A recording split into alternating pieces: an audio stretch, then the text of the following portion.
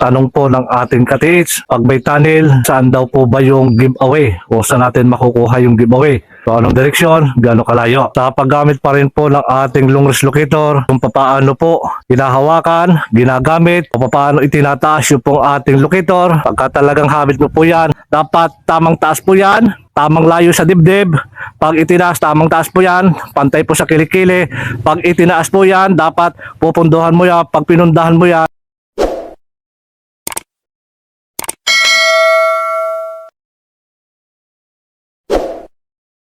isang mapagpalang araw po at magandang buhay sa ating pong mga kababayan, sa ating pong mga ka-TH, at muli pa rin po, samahan nyo ako sa pagbabahagi pa rin po, di mo kaalaman na pinusuan po ng ating ka-TH mula po sa Santiago, Isabela. So ito po yung kanyang pinusuan, isang pares na long range locator, single antenna. Ito po mga kababayan ay long range, pangmalayuan, at bala-bala po yan.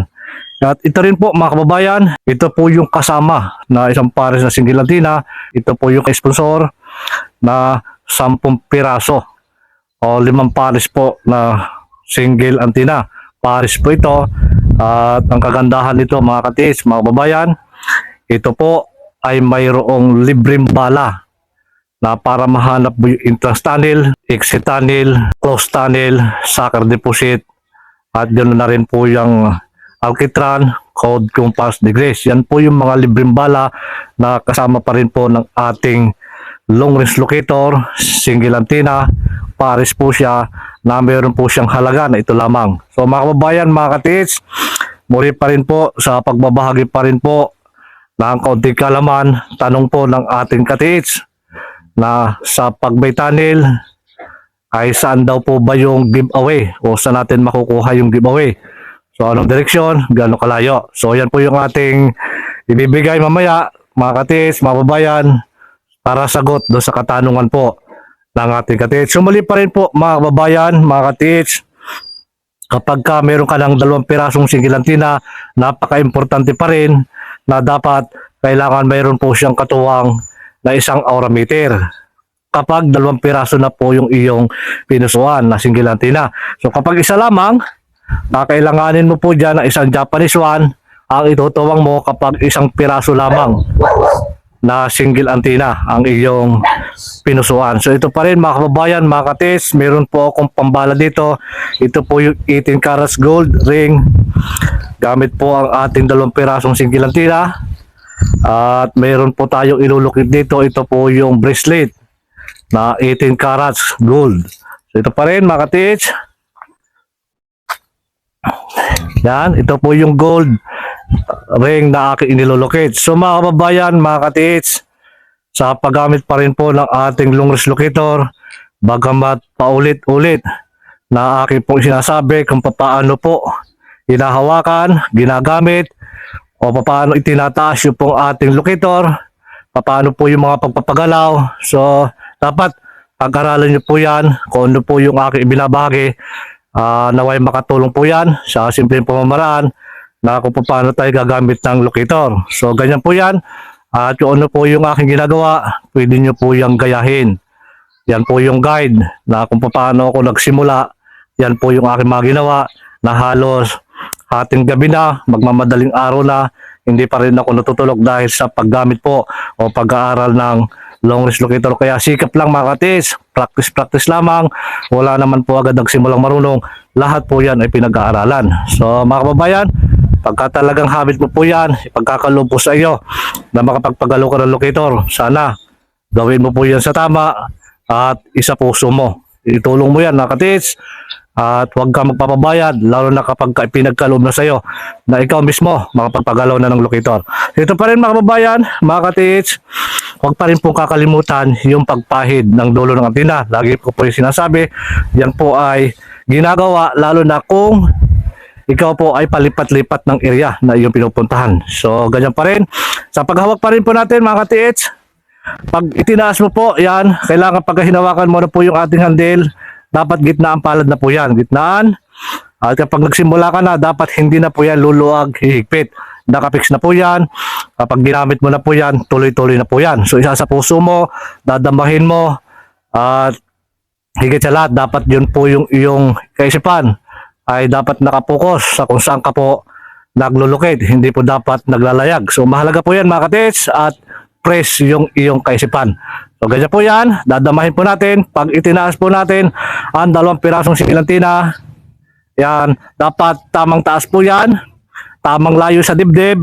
Pag itinaas, tamang taas po yan, pantay po sa kilikili.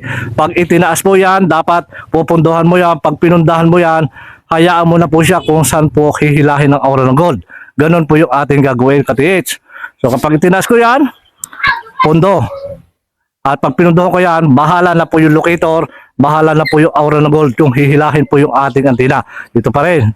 Ito pa rin mga ka-TH. Dapat, pag itinaas po yan, dapat sabay, practice lang lagi. Yan. Sa una po yan, medyo mahina. Pangalawa, doon na po yung lalakas hanggang sa pangatlo, pangapat. Yan. Kumbaga, kabisado na po niya yung aura ng gold na kung saan po yan hinihila o minamagnet po ng ating gold o yung aura niya, yung ating antina. So doon pa rin po siya nagtuturo, mga kababayan, mga ka-TH.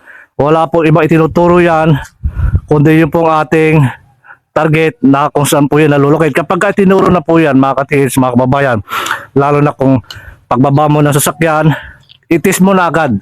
Doon pa lang sa pagbaba mo ng sasakyan, bago ka makit ng bundok, doon pa lamang testingin mo na, gamitin mo na po yan, at kung saan po yan maglulukid. Yun na po yung susundan ninyo. Sundan nyo na po yan hanggang sa matuntun po ninyo kung nasan po yung aura na lumalabas. Ito pa rin mga ka-TH. Yan. At yun po mga ka-TH. Yan. Yan ay ating tinuturuan sa paghanap ng gold o yung aura ng gold.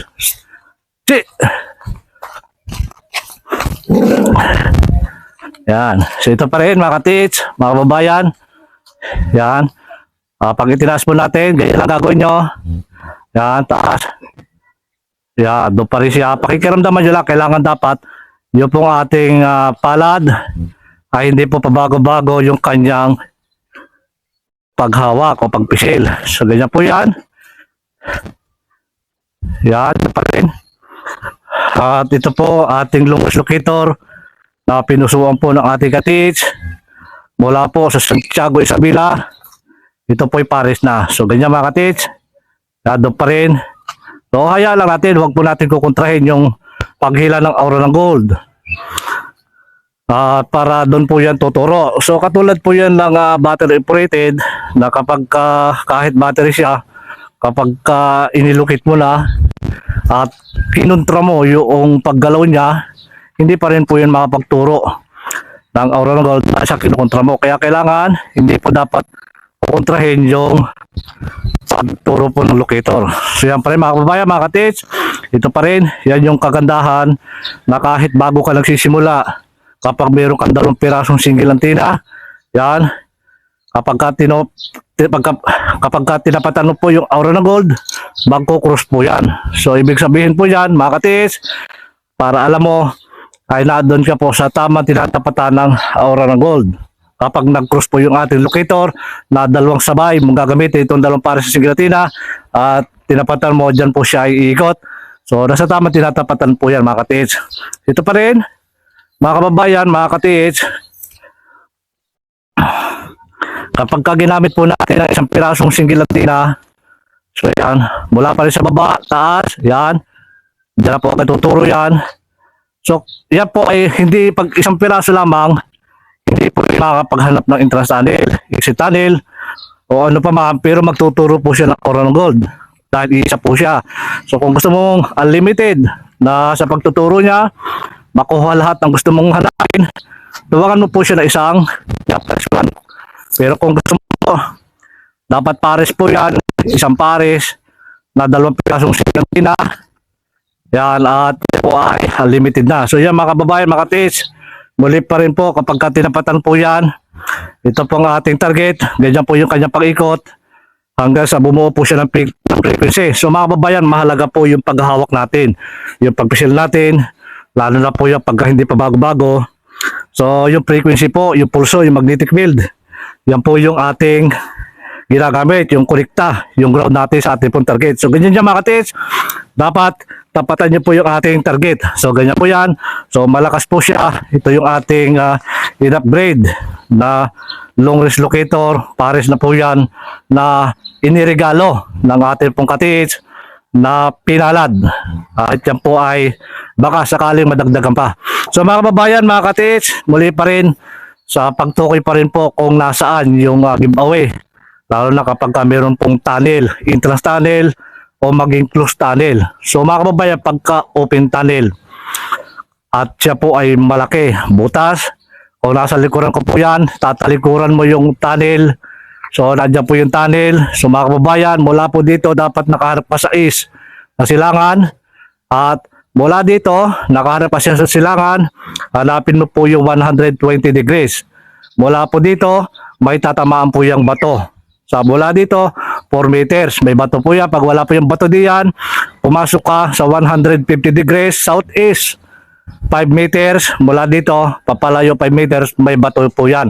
Meron po diyang giveaway. Kung wala man dyan mga katiits, mga kababayan, kung nandito ka sa labi ng tunnel, talikuran mo yung tunnel sa pwestong gitnaan, pinakalabi, tingnan mo po dyan kung meron detection. Pag wala dyan, humarap ka sa tunnel, at sa bandang kaliwa, sa bandang kanan, sa taas, tingnan mo yung mga pointer. Diyan po nakalagay yung giveaway mga kababayan. So nandyan po yan at hindi po mawawala yan. So sa lalim naman po mga kababayan, hindi po natin alam yan kung gaano kalalim. Hindi naman tayo nagbaon yan. So mahalaga pa rin po sa aking idinidemo, sa aking ibinibigay sa inyo na kung paano ini-estimate yung lalim, ay dapat magawa po yan bago hukayin para alam natin, may ideya tayo na kung gaano kalalim po yung ating hukayin. So mga kababayan, laging tiwala lamang, huwag mawawala ng pag-asa, at huwag laging mag-iisip na ano kaya, makukuha kaya natin ito bago humapon, o saglit lang ba kaya ito. So hindi dapat ganoon mga katiits. Kailangan pag naghukay ka, huwag mong estimate, huwag mong bilangin kung anong araw o anong oras ka matatapos yan o makukuha mo na. So ganun lang mga katiits, mga kababayan, wala po ibinaon na madaling kunin. So dapat po natin malaman na ang treasure ay hindi basta. So maraming salamat po mga kababayan, mga katiits, at pagpalain po tayo ng maraming biyaya, lalo higit po ang isang magandang kalusugan. Mula po sa Santiago City, Isabela, ito po yung iyong pinusuan, kasama po doon sa promo na isang pares na long range locator single antenna. Meron pa pong isa at nakuha na po yung tatlo na nakapost na sa Facebook ko. So maraming salamat mga katiits, hanggang sa muli po.